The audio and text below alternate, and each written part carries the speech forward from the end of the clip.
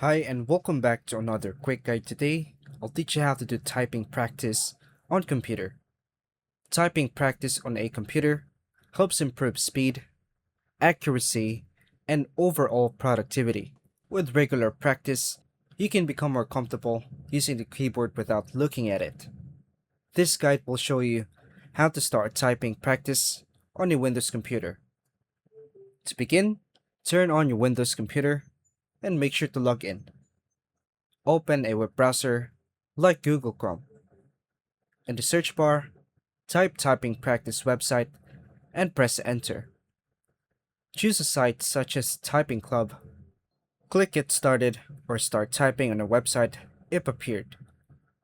Create an account if required or continue as a guest.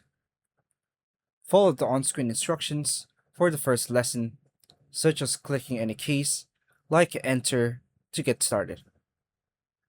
Place your fingers on the home row keys such as A, S, D, F, J, K, L. Start typing the letters shown on the screen.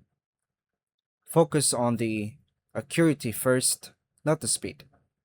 Keep your eyes on the screen instead of the keyboard. Complete each lesson and move to the next level.